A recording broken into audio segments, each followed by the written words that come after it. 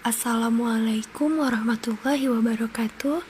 Saya Nining Faiza Hanum, NIM 191110-121, kelas HKID semester 5, akan menjelaskan materi tentang pengasuhan anak broken home, peran ganda istri dan perceraian. Untuk memenuhi tugas ujian tengah semester mata kuliah bimbingan konseling keluarga Islam. Pengertian broken home. Broken home adalah istilah internasional untuk keluarga dengan orang tua yang berpisah atau bercerai, hingga menyebabkan masalah pada tumbuh kembang anak. Sementara istilah anak broken home mengacu pada anak-anak yang tumbuh tanpa pendampingan dan kasih sayang yang cukup dari orang tua yang sudah berpisah, sehingga cenderung memiliki masalah psikologis dan juga rentan sekali melakukan kenakalan remaja. Walaupun demikian, stigma anak broken home tidak selamanya benar. Anak-anak yang tumbuh dengan orang tua yang bercerai belum tentu broken atau hancur. Mereka tetap mampu mendapatkan kasih sayang, perhatian, dan pendidikan yang baik, asalkan kedua orang tuanya tetap bertanggung jawab dan kerjasama dalam merawat anaknya walaupun mereka sudah berpisah. Penyebab terjadinya broken home. Ada 5 penyebabnya. Yang pertama, perceraian orang tua.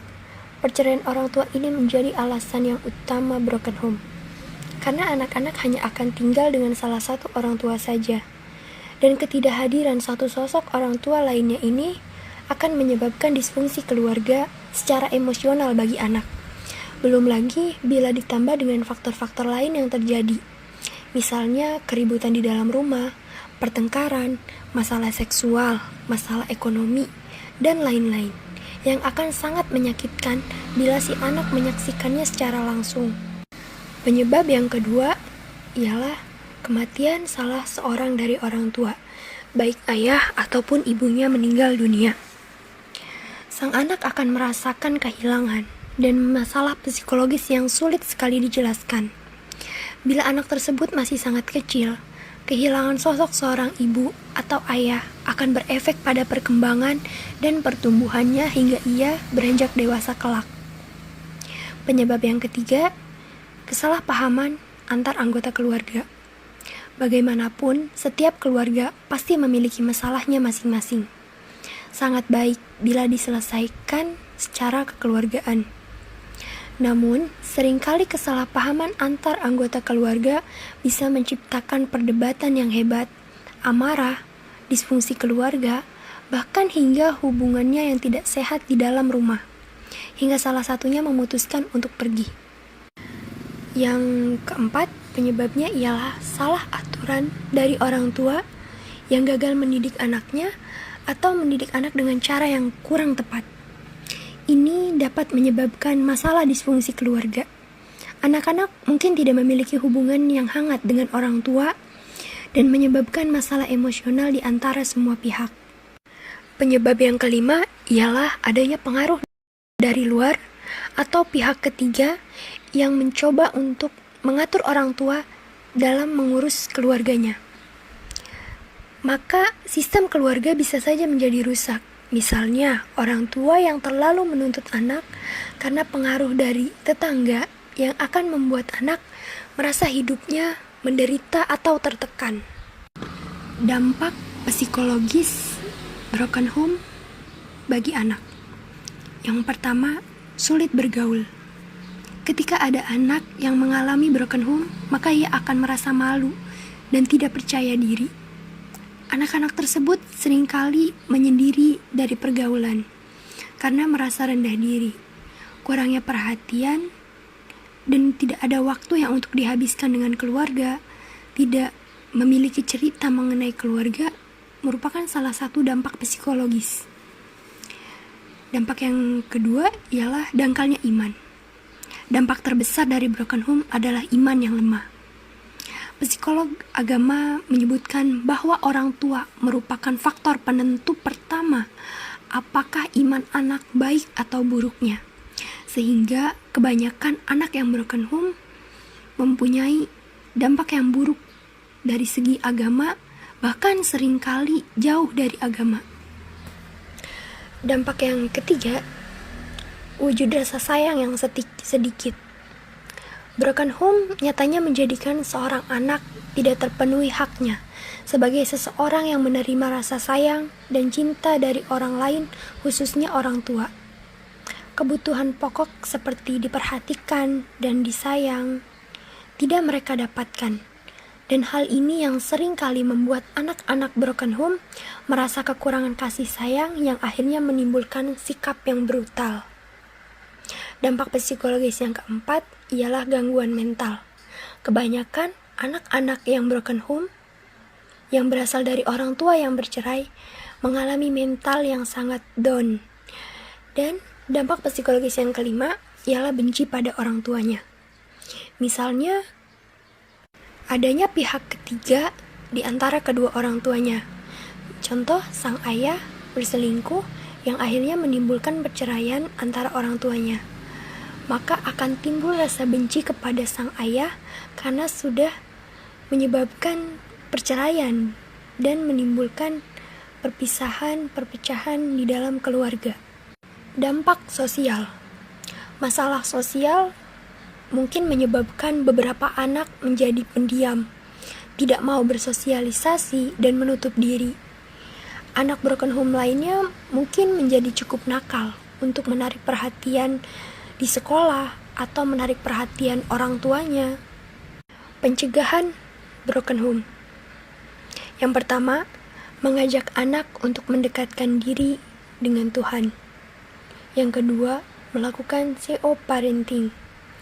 Yang ketiga, tidak membohongi anak. Yang keempat, memberikan perhatian yang lebih. Yang kelima, mengajak anak perempatan orang lain. Yang keenam, tidak menebar kebencian pada mantan pasangan. Yang ketujuh, bicara dari ke hati antara orang tua dengan anak. Dan yang kedelapan, berdamai dengan keadaan. Berusaha memberi pengertian kepada anak bahwa harus bisa menerima keadaan yang terjadi.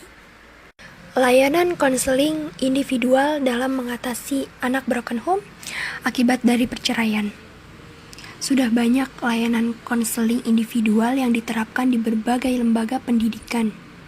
Contohnya di salah satu SMP, yaitu di SMP Bakti Nusantara 666 Bandung, yang memiliki peran penting bagi siswa yang memiliki permasalahan secara individual, khususnya pada siswa-siswa yang mengalami broken home akibat perceraian orang tuanya. Tujuannya adalah agar siswa yang broken home akibat dari perceraian orang tuanya bisa mengatasi permasalahannya dari keempat aspek, yaitu aspek pribadi, aspek sosial, aspek belajar, dan aspek karir. Dan siswa yang broken home akibat perceraian itu jangan dijadikan alasan untuk melakukan hal-hal yang kurang baik, seperti bolos dari sekolah, berkelahi dengan teman, merokok, bahkan menggunakan obat-obat terlarang. Peran ganda istri.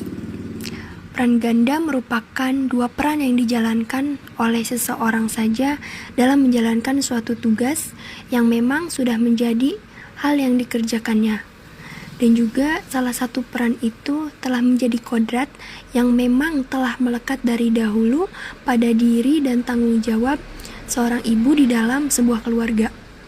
Dalam keluarga konvensionalnya, suami bertugas mencari nafkah dan istri yang mengurus rumah tangga.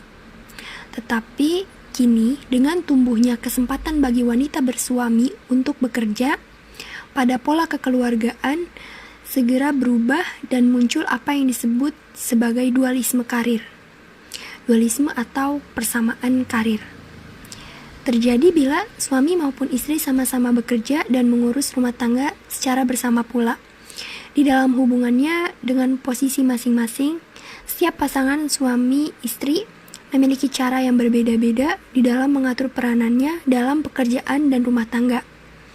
Wanita yang bekerja secara part-time umumnya menganggap bahwa pekerjaan hanyalah sekedar hobi dan hanya menduduki prioritas kedua di bawah kepentingan keluarganya. Tetapi dalam keluarga dualisme karir egalitarian, suami istri bekerja tidak hanya sekedar mencari nafkah, tetapi juga dalam persaingan untuk mendapatkan posisi yang sama dalam pengambilan keputusan serta berbagai aktivitas dalam keluarga lainnya. Peran ganda istri dalam keluarga. Yang pertama, peran domestik.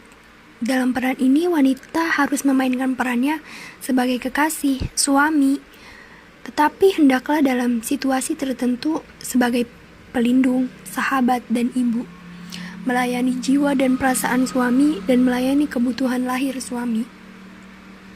Yang kedua, peran sebagai ibu.